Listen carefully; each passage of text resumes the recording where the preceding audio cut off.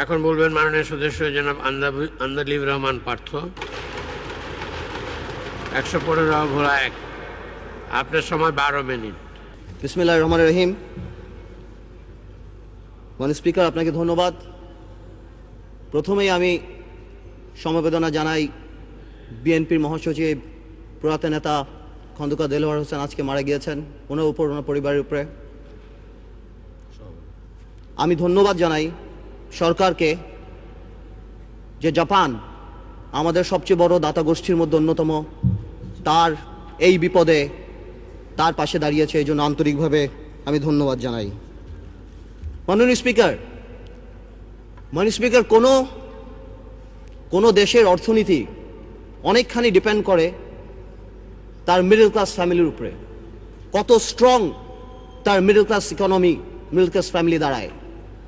Slowly but surely আমরা সেদিকে যাচ্ছিলাম, কিন্তু কোথা থেকে ঠিক 96-র মতো এক দরবেশ এসে হাজির হলো। মাননীয় স্পিকার, এটাকে আইসোলেটেডলি করে দেখলে হবে না।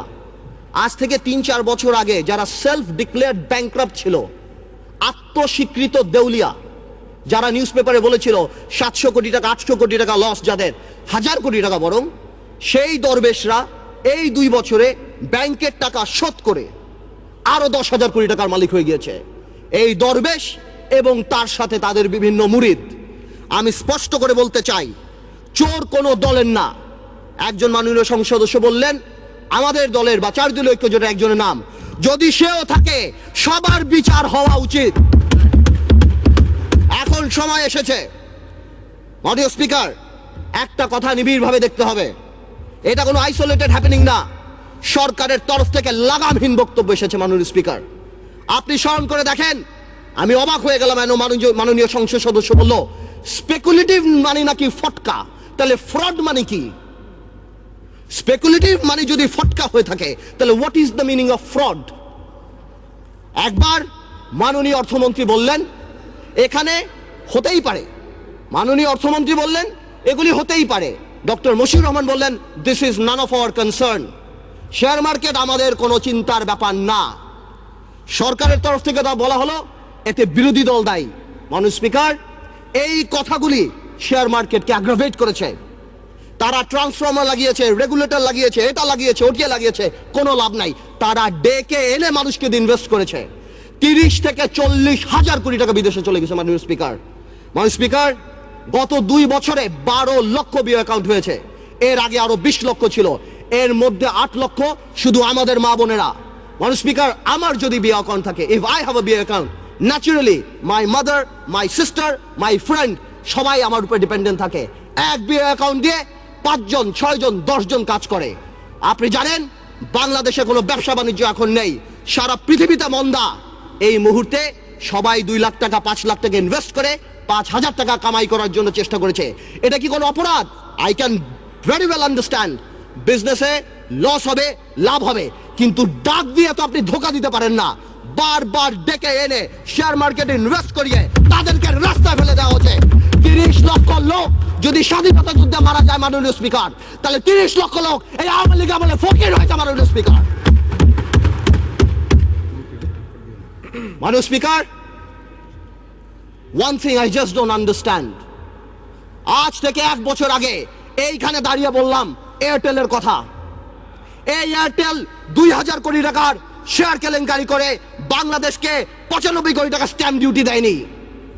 সারা বাংলাদেশ যখন বিদ্যুতের জন্য পাগল, এক আরবিতে 2,80,000 অ্যাপ্লিকেশন আছে বিদ্যুতের।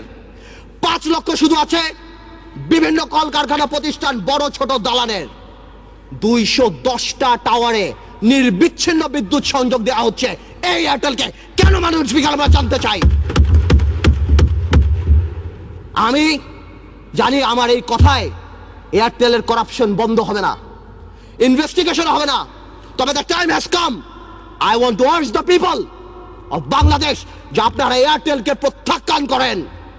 যেই কোম্পানি ইস্ট ইন্ডিয়া কোম্পানির মতো এত কোটি কোটি টাকা ট্যাক্স ফাঁকি দিয়ে, স্ট্যাম্প ডিউটি ফাঁকি দিয়ে এই দেশে ব্যবসা বাণিজ্য করছে, তাদের ইন্টেনশন ভালো না। আমি সবাইকে অনুরোধ করব বাংলাদেশের যে আপনারা এয়ারটেলকে বয়কট করেন, পাবলিকলি বয়কট করেন। মাননীয় স্পিকার, সন্ত্রাস, সন্ত্রাস আর পাওয়ার প্ল্যান্ট। একটা কথা আমি শুধু বলবো, একজন মাননীয় সংসদ সদস্য বললেন ইলেকট্রিসিটিতে নাকি দেশ প্রেগনেন্ট হয়ে গেছেন। I am not use to this languages, but আমার জবাব দিতে যখন দেখি চানাচুর কোম্পানি, ফার্নিচার কোম্পানি, নাম নিচ্ছি অটোবি, যারা সারা জীবন ফার্নিচার বানিয়েছে তারা বিদ্যুৎ প্ল্যান্ট পেয়েছে, আমার মনে হয় এই প্রেগন্যান্সি খুব তাড়াতাড়ি মিসক্যারেজ হয়ে যাবে এবং এই দেশে বিদ্যুৎ আসবে না। আমরা চাই, আমরা দেখতে চাই যাতে বিদ্যুৎ আসুক। আমি যদি দেখি গাধাকে দিয়ে ঘোড়ার রেস দৌড়ানো হচ্ছে, আমি জানি এই গাধা গন্তব্যে কোনোদিন পৌঁছাবে না। মাননীয় স্পিকার, ডক্টর ইউনিসকে নিয়ে কিছু কথা না বললেই নয়। মাননীয় speaker, I will not go into the details of the law. তবে অনেকেই বলে যে ল ইজ ইকুয়াল। এখানে অনেক বড় বড় কনস্টিটিউশনের বিজ্ঞ লোকেরা আছেন, তারা যদি থাকতেন আরো সুবিধা হতো। মাননীয় স্পিকার, যদিও পার্লামেন্ট বলে, সংবিধান বলে ল ইজ ইকুয়াল, বাট বাস্তবে কিন্তু ল ইজ নট ইকুয়াল। 111-এ দেখেছি অনেক বড় বড় নেতাদেরকে বিষ তেলে রাখা হয়েছে, কিন্তু দুই নেত্রীর জন্য আলাদা জেলখানা রাখা হয়েছে। এই পার্লামেন্টে আমি যা বলবো দ্যাট ইজ ইমিউন। ডিপ্লোম্যাটরা অনেক কিছু করে, ইমিউনিটি আছে। কিছু কিছু ক্ষেত্রে কিছু কিছু স্পেশাল মানুষের জন্য ল একটু কার্ভ করে যেতে পারে। Doctor Yunus, I can very well understand 65 বা 70 ইয়ার্স ওল্ড, বাট 80 বছরের রাষ্ট্রপতি যদি এত বড় বক্তব্য লিখতে পারে, 75 বা 70 বছরের ডক্টর ইউনুস আমি মনে করি গ্রামীণ ব্যাংকের এমডি পদে ভালোভাবেই থাকতে পারত।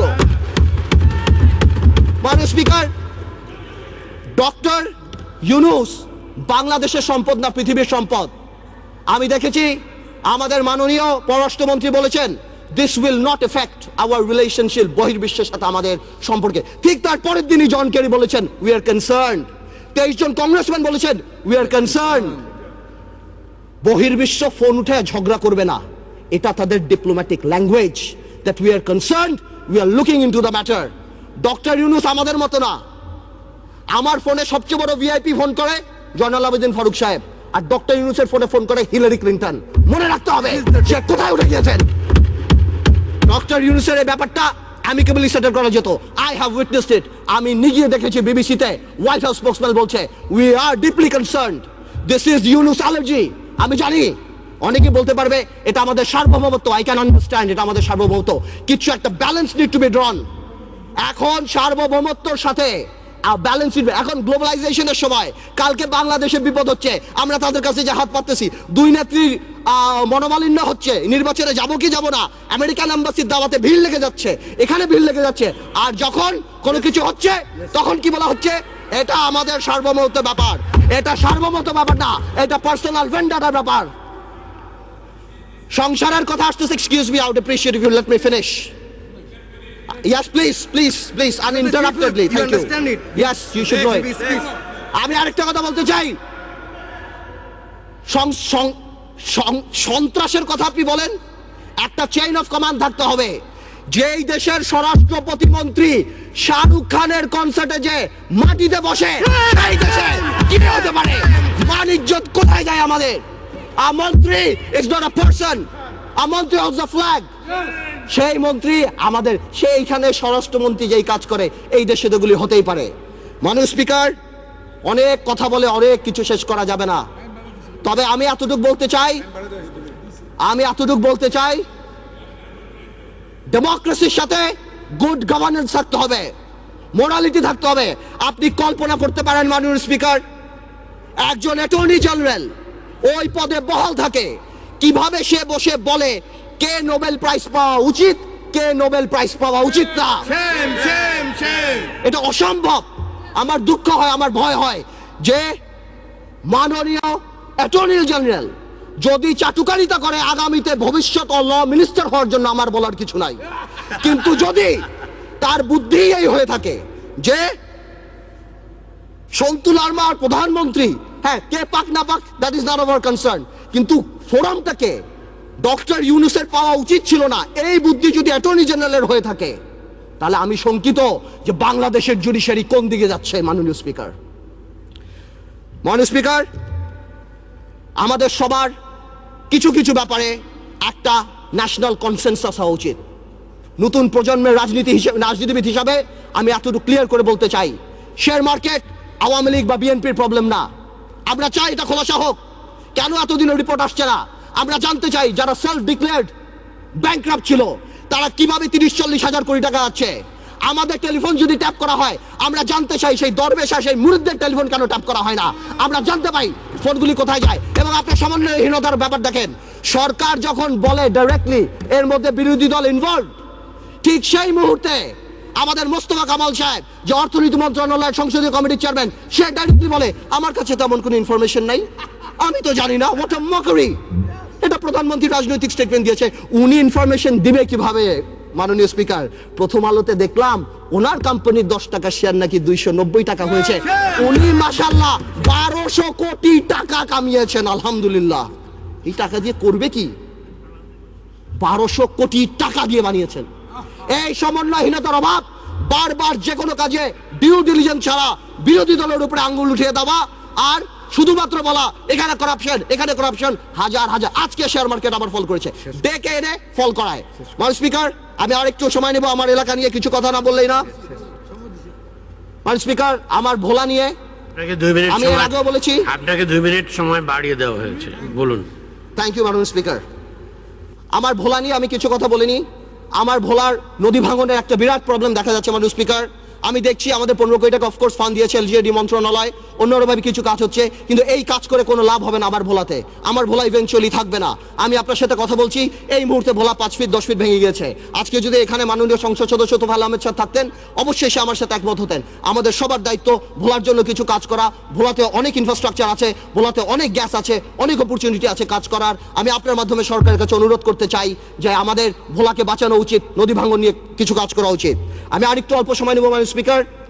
ন্যাশনাল কনসেনসাস বা একটা ন্যাশনাল ফোরাম, এই ব্যাপারে আমি যে কথা বলছিলাম, আমরা নতুন প্রজন্ম দেখতে চাই মাননীয় স্পিকার। কিছু কিছু ক্ষেত্রে কিছু কিছু কালপিট, আপনারা যদি সরকার দলীয় সংসদ সদস্য যদি মনে করে যে আমাদের 2-1 নাম বলে, হাওয়া ভবনের নাম বলে এগুলি তারা পার পেয়ে যাবে না। একটা হাওয়া ভবন যদি থেকে থাকে, এই আমলে শত শত মুশকিল আসান সেন্টার বের হয়েছে মাননীয় স্পিকার। আপনি যদি সেখানে যান, আপনার মুশকিল আসান হয়ে যাবে মাননীয় স্পিকার। আপনি দরবেশের মুরিদ হবেন, আপনাকে ভূ দিবে, 2000 কোটি টাকা মালিক হয়ে যাবেন। শত শত লোকসানের কোম্পানি, জিএমজির মতো কোম্পানি, ওয়েস্টিনের মতো কোম্পানি আপনি নিয়ে যাবেন 20 কোটি টাকাকে বিলিং ভ্যালুতে বড় করে আপনি শেষ করে দিবেন। আপনি হঠাৎ রাতারাতি 40 কোটি টাকার মালিক হয়ে যাবেন। সর্বশেষ আমি একটা কথা বলবো, আমি সরকারকে আন্তরিকভাবে ধন্যবাদ জানাই যে সরকার এই দরবেশ বাবাকে বাংলাদেশের অর্থমন্ত্রী বানায় নাই। যদি বানাতো, দেশটার প্লেসমেন্ট শেয়ার বের করে, দেশটার বুক ভ্যালু বের করে এখন মার্কেটে বিক্রি করে দিত। আপনাকে ধন্যবাদ মাননীয় স্পিকার।